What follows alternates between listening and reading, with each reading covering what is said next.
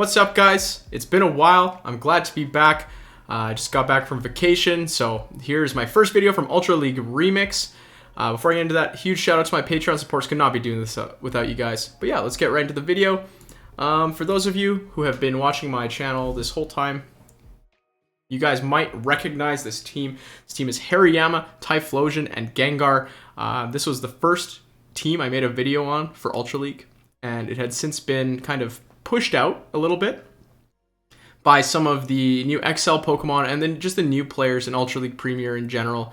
But with Ultra League Remix, we have 20 new Pokemon banned, and somehow the meta actually kind of favors this team yet again. And this is maybe one of the most fun teams I've ever played. Just the amount of burst potential, the amount of one-shot potential you have on this team is crazy. Every single Pokemon is capable of just 100-0ing a Pokemon with a single move. And that's what makes this team so exciting and so fun to play. In the lead, we have Hariyama. And you might be asking, why Hariyama over something like Shadow Machamp? Well, Hariyama can take a hit. And if you look at the other two Pokemon on the team, Typhlosion and Gengar, they can't. So the goal on Hariyama is kind of a third shield here that just throws out close combats and tries to deal as much damage or grab shields. That's its job. And it is an ABB team, right? You look at Typhlosion, we have Shadow Claw and Typhlosion instead of Incinerate. When this team was first created, there was no Incinerate. But Incinerate and Shadow Claw, they have the same stats. It's just that Shadow Claw is a 2-turn move and is a ghost type, which is one of the best neutral attacking types in the game. So we have Shadow Claw. 2-turn move also means you can dance around a little bit more, and you can like time your moves correctly to not let them get fast moves in. So there's an advantage there too. And then we have Gengar. You can see I'm running Shadow Ball. That's because this team is run like an ABB team. Swap into Typhlosion in a neutral lead. And hopefully you can draw out the normal or dark type. And then Gengar, with its much more powerful Shadow Ball as opposed to Sludge Bomb, can go absolutely ham in the back line and clean up whatever. Let's take a look at this first game. We have Toxicroak lead. This is maybe one of the worst leads, so it's an interesting place to start off. This is because Typhlosion does not really have a good matchup versus Toxicroak either. It outpaces with Mud Bomb and essentially one-shots it in the with a little bit of extra counter damage. So in this case, we're going to tank a move on Hariyama. We're going to throw a close combat. And look, even though it's resisted, we grab a shield. We grab a shield because close combat is that powerful of a move. I'm going to swap into Typhlosion to preserve my Hariyama, just in case that there is a normal type or dark type or G-Fisk in the back. So the G-Fisk comes out now. This is actually a very common switch in, you'll see, to Typhlosion, especially Shadow Claw version. And it's usually very late because they have to find out it's Shadow Claw first before they switch it in. So this gives the Typhlosion a little bit of energy lead, and you're able to deal a ton of damage with Blast Burn. If not, just grab some shields. So in this case, they're actually shields down now, and I'm able to come in with the Typhlosion and just clean up that Stun Fisk. So Toxicroak comes back in. We're going to go back into Gengar, shield up a Mud Bomb. It is a tough decision to shield these Mud Bombs because it does not KO. And in comes Ferrothorn. So in this case, I probably should not have shielded the Mud Bomb. But we're going to throw the Shadow Ball. Ferrothorn normally probably thinks it's okay to come in on Gengar because you're usually running Sludge Bomb. But with the Shadow Ball and a Shadow Punch, a lot of shadows there, we're able to keep this Ferrothorn at like 1 HP. And it's perfect counter down range for Hariyama to be able to get to that close combat versus Toxicroak. So you'll notice we're not attacking. That's not lag. We both realize that taking out the other Pokemon is a detriment to our team. So the goal here was to let them take down my Gengar, so I'm coming with Hariyama. Instead, we both waited down the switch timer, and my Hariyama is able to come in and get to that close combat before that Toxicroak is able to get to a Mud Bomb. So a little bit of a Mexican standoff there. You'll see that a couple times in this video, actually. It's a very important thing to learn how to do. I have a video on it. It's about stopping attacking. It's pretty important. All right, so this lead, we have Politoed. They go straight for the Blizzard. And in comes Deoxys, and I throw the close combat here. What a mistake. Yeah, don't do that. Don't throw close combat at Deoxys. Deoxys comes in, switch out right away. Letting Deoxys get an energy advantage against the backline is a disaster. Typhlosion and Gengar both can do okay versus Deoxys, but with the energy advantage, Deoxys just takes over both of those matchups. So you got to switch out right away if you see Deoxys, which is a bit tricky because it's a Psychic-only type. And it could be Armored Mewtwo, and you definitely don't want to be swapping Gengar into Armored Mewtwo. But it is what it is. Also, I learned from this game you cannot tank a Rock Slide on Typhlosion either from Deoxys. So, Don't do that if you really want to win Switch. In this case, I do have shield advantage still, but the problem is Politoed is very spammy and Gengar is very squishy. So this matchup is not very good. You're going to have to shield up a Weather Ball even here. I'm going to go straight for the Shadow Ball before they get to another move. Put some pressure on. And then hope that I can take down this Deoxys. I have to save a shield for Deoxys because it's going to have a Psycho Boost. It's got a farm down on Typhlosion, so I'll shield up the Psycho Boost and hope that we can beat whatever's in the back with Gengar with an energy advantage. And we cannot. It's a dark type in the back that somehow stayed in there the whole time, but it is what it is. Shadow Ball actually chunks the dark types quite a bit. It's really the normal types you have to worry about. So Snorlax, Zangoose, stuff like that is what Gengar, Meloetta, especially Meloetta, is something you can't really deal with. This game versus my Pika, best Pika. We have Mandibuzz lead. This case, I am just going to be farming up to 2 close combats here, like you do in a lot of these matchups. You can tank an Aerial Ace. Actually, you can tank 2. So we'll tank both our Aerial Aces before we throw close combats.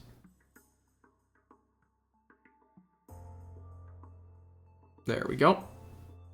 And I accidentally go above 100 energy, throwing at good timing. But it doesn't really matter in this case because Hariyama is pretty much done. Mandibuzz is pretty much done. This matchup is a little bit of a wash. We're going to be able to take out the Mandibuzz in the 0 shield, which is pretty impressive, don't you think? And in comes Alolan Ninetales. It's the Charm version. We have 2 answers to Charm in the back, which is fantastic. But they're both very squishy. So in the 2 shield, it actually is a little bit tricky to beat the Alolan Ninetales. So they actually swap out, try and catch the Blast Burn on Jellicent. I'm going to go for the bait here. They still have 2 shields, and people know that Typhlosion is running Solar Beam. So it's pretty hard to catch them off guard. In this case, that's a Bubble Beam, right? So we're going to just tank that Bubble Beam. I think I've won more games.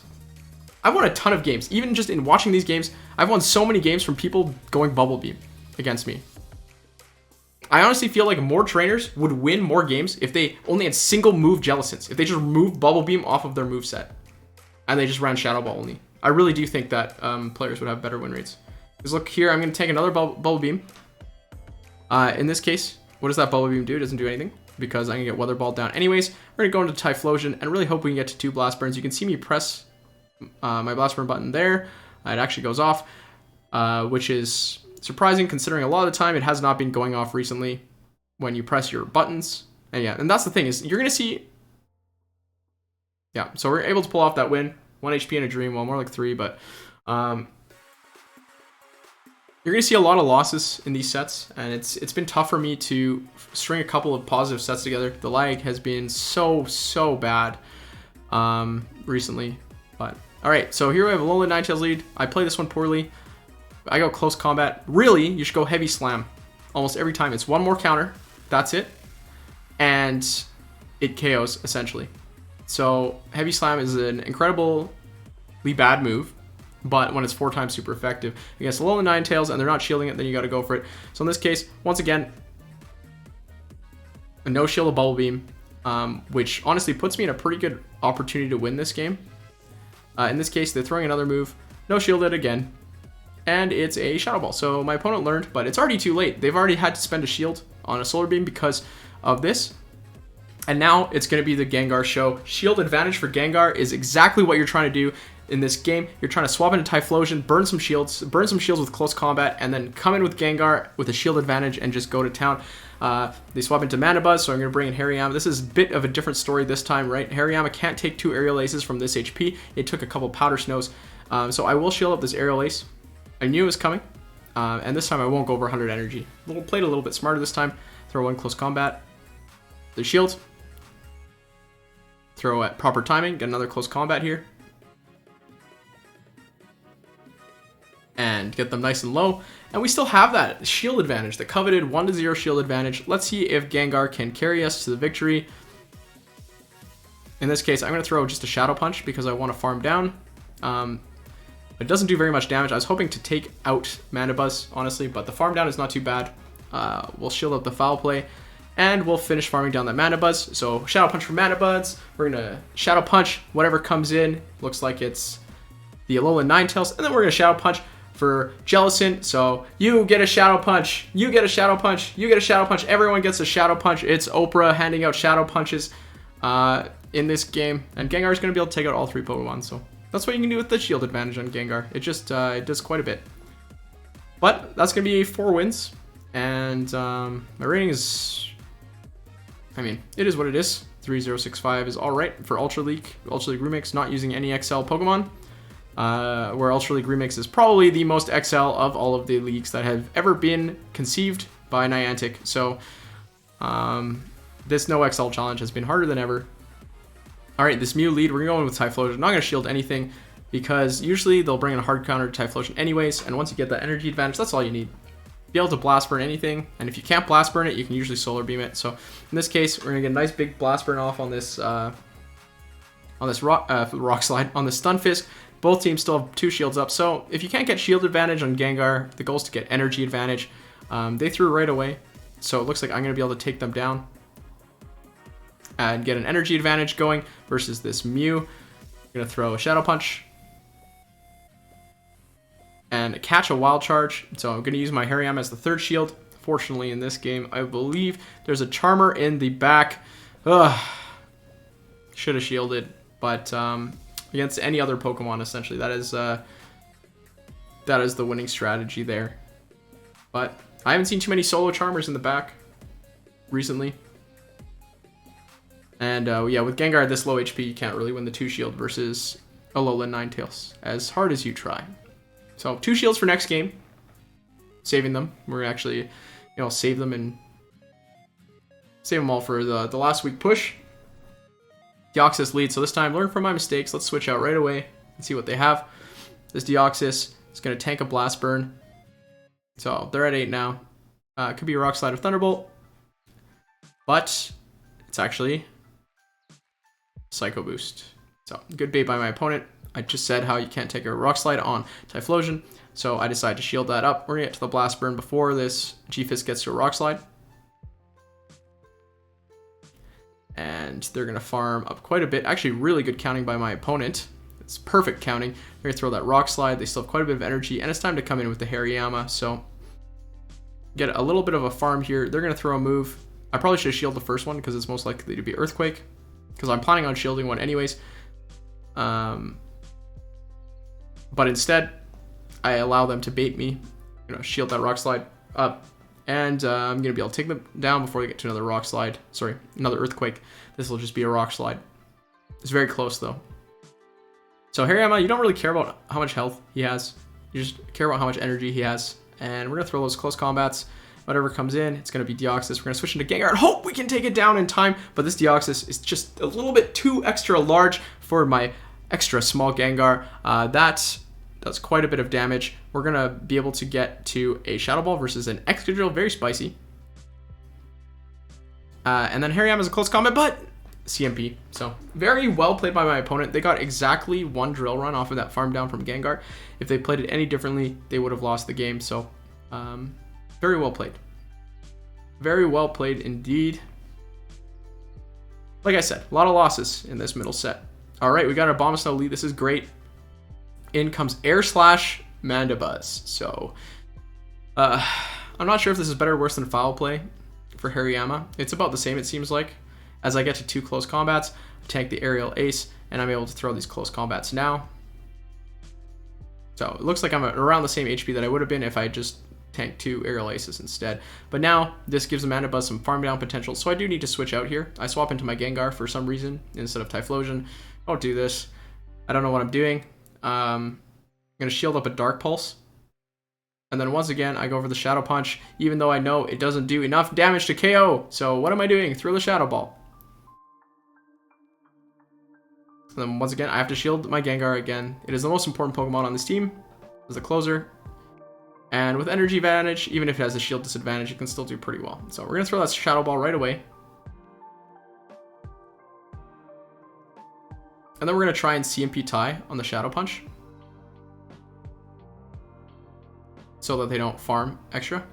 So we get the CMP tie off. That's actually pretty important, because if they don't CMP, they just farm more.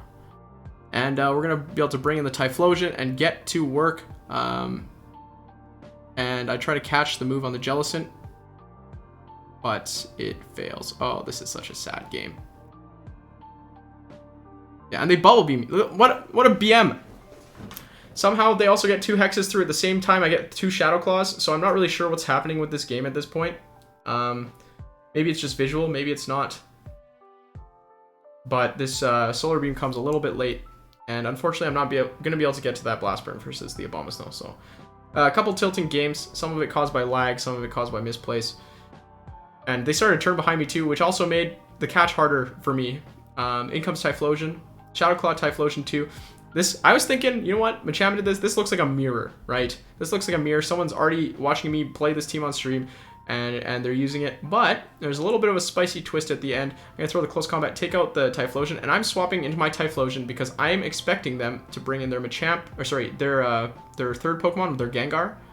But they do bring in their Machamp, and that's bad news for Typhlosion. I've misplayed this. I've essentially lost this game for myself in my head. Instead of just waiting a second and going to Gengar. Machamp gets a decent farm. And Hariyama can't deal with this Machamp now. But I do have shield advantage on Gengar. And that's the most important thing. 2 shields up. I realize my only win condition here is just calling the bait. So we're going to no-shield that Cross Chop.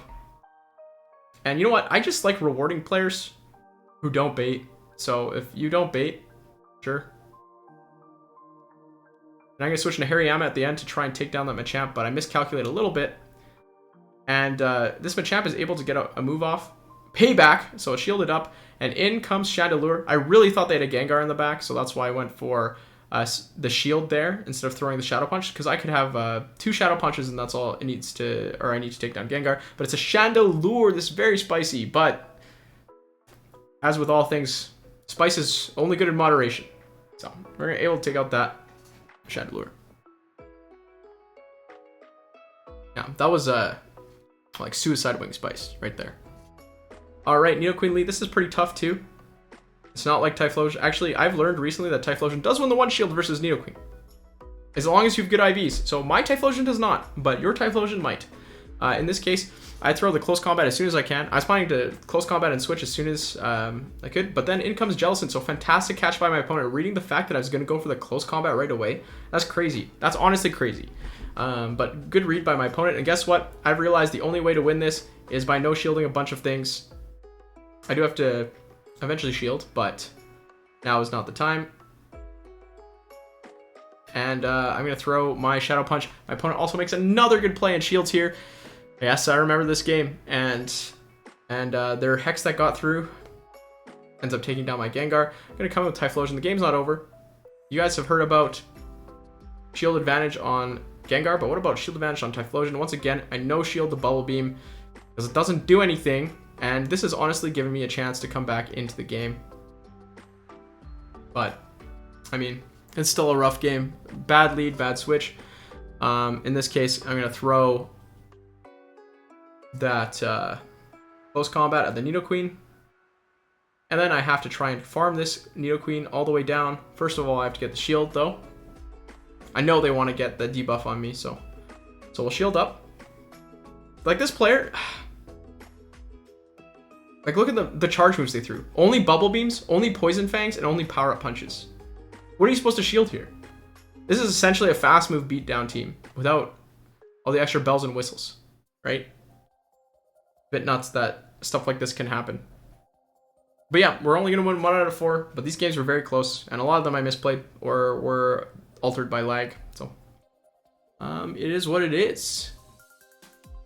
Alright, we have a Ninetales lead. We're going to check if this thing is Charm. I stay a little bit too long. Disaster right there. Disaster strikes. Once you see its Charm, switch out right away because it's going to come back and haunt you later. That might have been a spoiler or not. I don't know. So in this case, G-Fist gets to a move. I'm going to shield it this time because I'm going to want to farm down here. And they actually bait me with the Rock Slide. So regardless, I'm going to live, farm down, and get switch advantage and get my Gengar against this Alolan Ninetales. Unfortunately, however, it's a Giratina Origin in the back, and this is a Pokemon that Hariyama also can't do anything against. So, in a bit of a tough spot here, we're going to sacrifice the Hariyama. This Giratina has a little bit of energy. I'm just going to throw Heavy Slams at it.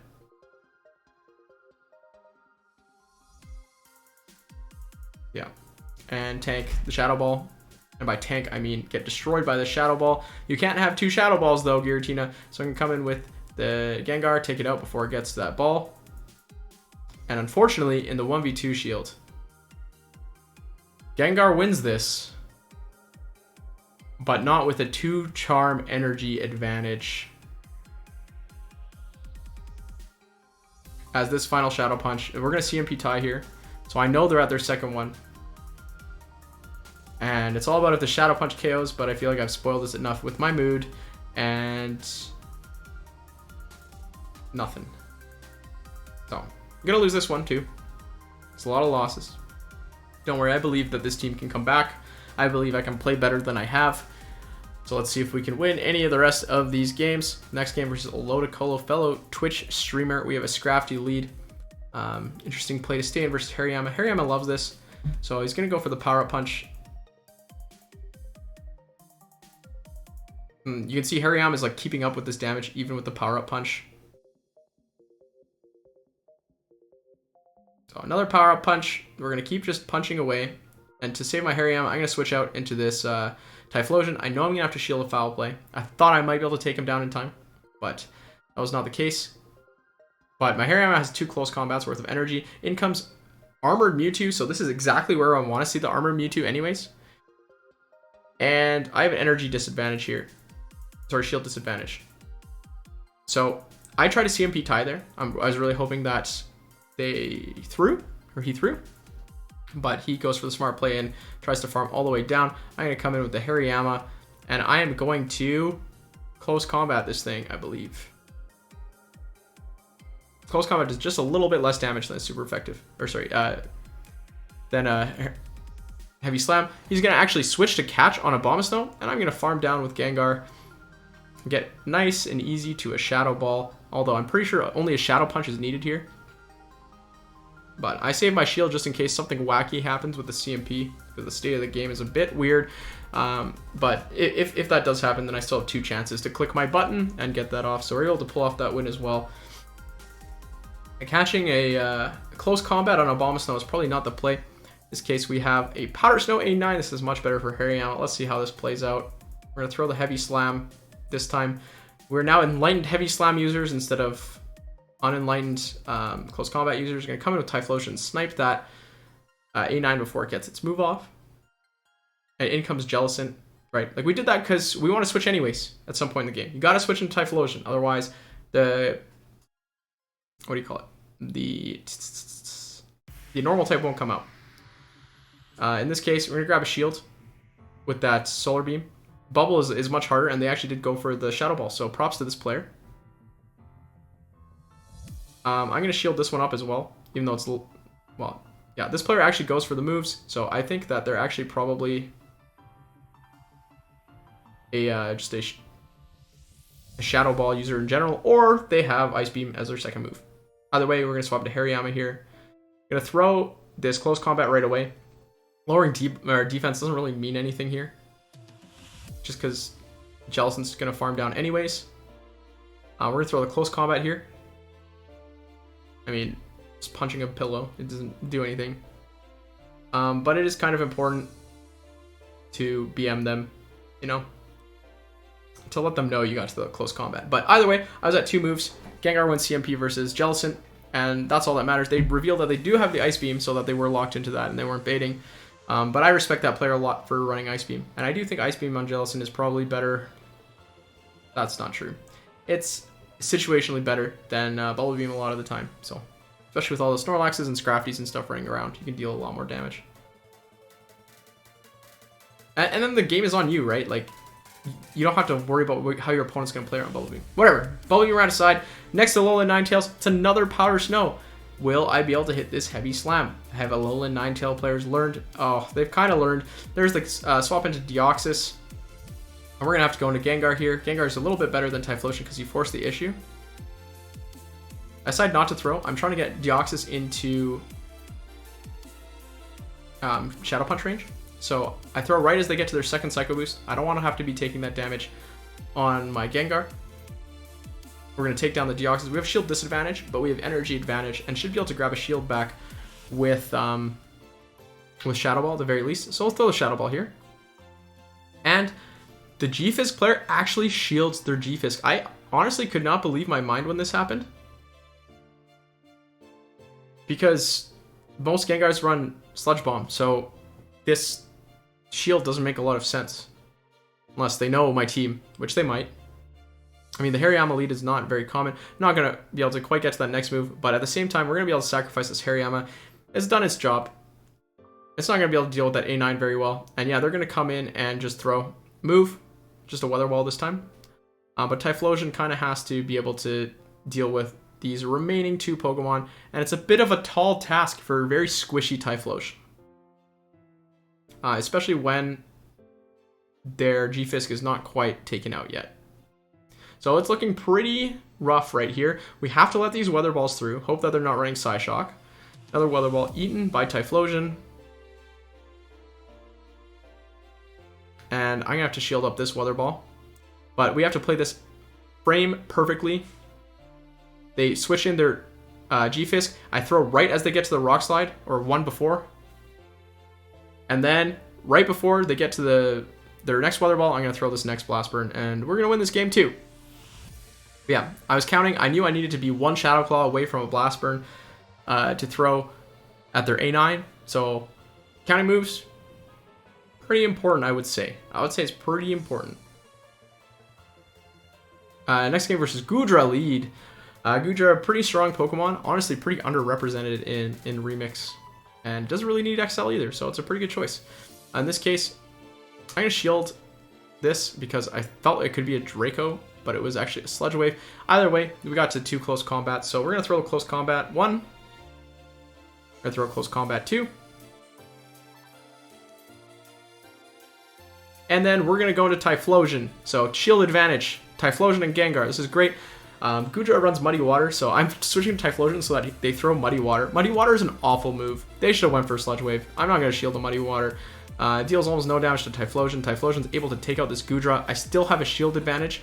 And the normal type comes in. So, it finally worked. We're able to get the Blast Burn off. This is a big deal. Because Hariyama cannot deal with a Snorlax at full HP with only half HP. And we actually get the CMP tie as well. I would have tried to throw the CMP tie, but it actually worked out perfectly there. In comes Typhlosion. This is Incinerate Typhlosion. In this case, they're at Blast Burn. Ooh, I have to make a tough decision. I shield up the Blast Burn. And before they get to the next one, we're going to throw the Shadow Punch here. I'm undercharged a little bit. I don't want to take him out. And I was waiting for him to throw a Blast Burn there too. But once again, we have another Mexican standoff. I hit him once again. Just to make sure that he's not attacking me. If you both don't attack, you can't see them attacking you. That's the dumbest thing ever when this is a legitimate strategy, Niantic. But I see that my switch timer is coming back up. It's within about 1/8 of coming back up, so I can stall the clock with a Shadow Punch and get into my Hariyama and go for the close combat. You might be asking, why didn't my opponent just farm down with Blast Burn and farm down with Incinerate and go to 2 Blast Burns? Well, then his Snorlax doesn't have enough. Then I just take down the Typhlosion when my Gengar is low, and the Snorlax doesn't have enough farm to stop my Hariyama from getting to a close combat. So either way, gonna win another 4 games here. Hopefully, I honestly thought there was like a lot of pretty good gameplay and a lot of pretty bad gameplay. But yeah, this is the team. It's been a ton of fun. I made a video on it before, but this is a completely new meta. It hasn't been played in like a year. This team, that is. And yeah, if you like booming things, as Zionic would say, then this is probably the team for you. So, anyways, hope you enjoyed this. I'm back. I will be making more Pokemon Go videos. I'm not sure about Pokemon Unite. We'll see how that goes. See how the YouTube algorithm likes the Pokemon Unite videos. But maybe there'll be more of those to come. And soon I will be making some Minecraft Pixelmon videos as well. I'm actually having a lot of fun playing on the Pixelmon servers, and it's just Pokemon related games, and it'd be a fun way to make a community. So stay tuned. Hopefully in about a day or so I'll be releasing that video as well. But yeah, as always, thanks for watching.